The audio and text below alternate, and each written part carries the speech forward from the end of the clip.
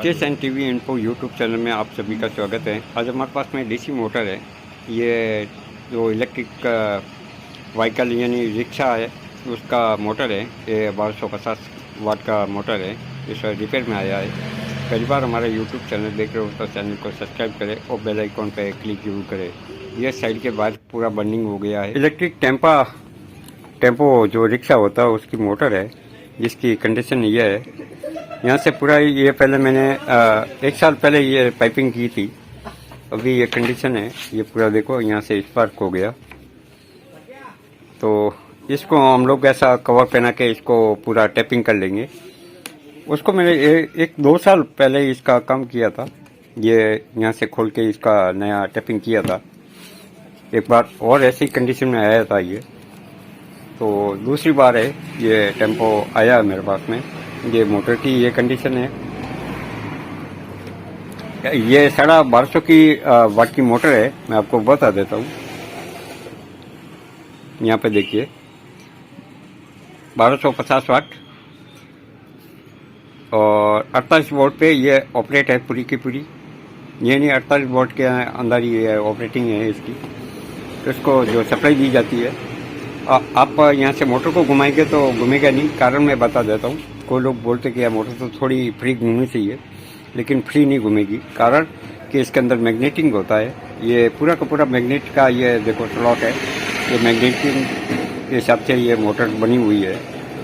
तो आप ये नहीं समझे कि ये आराम से आपको हाथ से घूमेगी। इसी के साथ में मोटर की कंडीशन देखो। अंदर प्रॉब्लम की क्या थी वो मैं बता देता हूँ। पहले ये देखो इसका 1250 वाट का ये मोटर है, साथ में 48 वोल्ट से ऑपरेटिंग है इसकी। तो इसके अंदर प्रॉब्लम क्या बनी है, तो ये मैंने जो वायरिंग जो चिपक गई थी, ये वायरिंग ऐसे निकाल दी है। ये कभी चिपकेगी नहीं। ये सब कंप्लीट करने के बाद में देखो मैंने यहाँ से सब कर दिया, फ्री कर दिया था।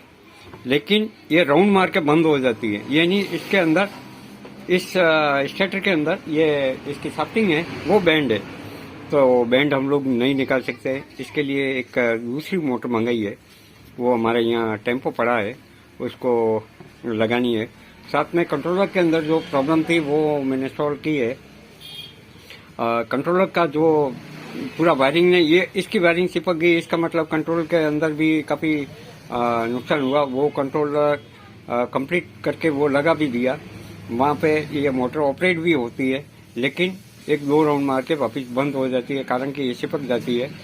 तो इसको मैंने पूरा बाहर निकाल के चेक किया तो एक साइड में स्टार्टर टच हो रहा है। तो यहाँ पे मैं टाउन एरिया के अंदर हूँ, तो हमारे यहाँ सुविधा नहीं है। इसका मेन रीज़न है कि खाली आप मोटर बाहर निकालना नहीं है, इसकी ये भाग बाहर निकालना मुश्किल है।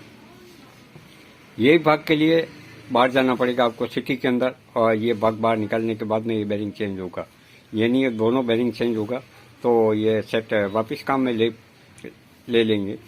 लेकिन जहाँ टेम्पो फंसा था, कम से कम 10 किलोमीटर के आगे फंसा था, टॉसिंग करके यहाँ तक लाया है। लेकिन इसकी मोटर की प्रॉब्लम थी, वो सॉल्व नहीं हुई। दूसरा सुविधा कंट्रोलर ने ये सब वायरिंग जल गई थी उसकी, ज़्यादा पूरा टेम्पो धुआं हो गया था। तो उसके बाद में ये सब कंप्लीट किया। उसके बाद में इसकी भी वायरिंग यहाँ से पूरी साथ में चिपकी हुई मिली।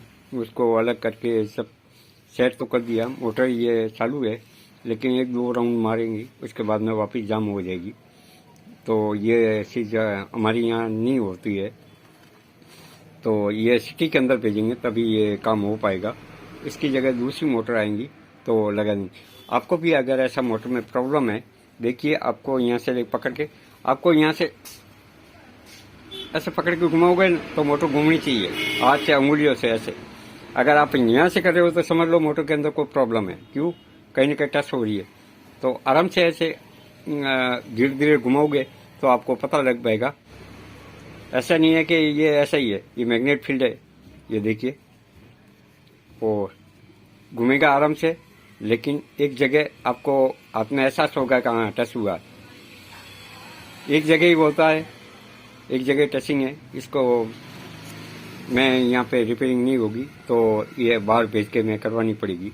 उसकी वाइंडिंग हम लोग नहीं करते हैं, सिर्फ वायरिंग ये सब कर लेते हैं, क्योंकि मेरा टेलीविज़न का काम है। टाउन एरिया है, टाउन एरिया के अंदर ये टेम्पो हमारे सेक्टर में बहुत ही कम है और कभी कभार आते हैं, लेकिन जो टाउन एरिया के फिर सिटी का 30-35 किलोमीटर दूर से अगर टेक्नीशियन आके करके जाए तो ये बड़ी प्रॉब्लम है। इसीलिए मैंने ये 4 या 5 टेम्पो का काम किया था, इसलिए मेरे को नॉलेज भी हो गया था कि भाई ये क्या है। लेकिन इस मोटर को हम लोग सिटी में भेजेंगे तभी ये काम होगा। उसको फ़ोन करके बोला है कि वो मैं लेथ वाले मशीन पे ये इसका वाइस से लगा के उसको बाहर निकाल के उसको टर्निंग करके दे दूंगा और उसकी जगह एक दूसरी मोटर आएगी वो लगा दूंगा मैं, ताकि ये टेम्पो चालू होके चला जाए। साथ में इसमें देखो वायरिंग आपको सब अलग अलग है, मैं आपको बता देता हूँ। ये कंट्रोलर के वायरिंग है और ये इसकी सप्लाई वायरिंग है। 3 जो सप्लाई आ रही है, एक येलो है, एक ब्लू है और ये कौन सी ग्रीन है। ये 3 वायर की ये सप्लाई है। कुछ मोटरों के अंदर एक पूरी ये चिपकी हुई केबल अब निकलती है, लेकिन इसके अंदर केबल नहीं है, इसके अंदर अलग अलग 3 वायर है और ये कंट्रोलर के अंदर ये सभी सिस्टम है। आपको बता देता हूँ कि कंट्रोलर जब चाबी से ऑन करोगे तब उसको 12 वोल्ट 14 वोल्ट की सप्लाई इनपुट होगी तो 5 वोल्ट की सप्लाई आउट होगी। कंट्रोलर जब इस सेट को चलाने के लिए जो कंट्रोलर है उस कंट्रोलर के अंदर इस बात का ध्यान रखें, जब भी सेट आपका ऑन होगा कि उसको 5 वोल्ट की सप्लाई बाईपास होगी तभी आपका सेट कंप्लीट काम करेगा। इसके लिए अलग से एक कन्वर्टर लगा हुआ है, जो कन्वर्टर 48 से 12 वोल्ट करके आपको देगा। इससे जो 12 वोल्ट आएंगे वो इनपुट हो गए, वहाँ से 5 वोल्ट की सप्लाई बनेगी। जो ब्लू कलर का वायर है वो सीधा चाबी के ऊपर जाएगा, वहाँ से ऑफ ऑन करोगे आपका सेट पूरा कंप्लीट ऑन होगा। इस बात का ध्यान रखें, कभी भी अगर सेट बंद होए तो आपको 5 वोल्ट की सप्लाई ज़रूरी देखनी है। सेट को मैंने वापस पूरा फिटिंग भी कर लिया और चेक भी किया था, तो इसके अंदर शाफ्टिंग का ही प्रॉब्लम है, तो ये बात जाएगी। इतने टाइम आप हमारे साथ बने रहने के लिए आप सभी का धन्यवाद। अगर वीडियो पसंद आया हो तो लाइक, शेयर और कमेंट करें, साथ ही चैनल को सब्सक्राइब जरूर करें। पुनः आपको खूब खूब धन्यवाद।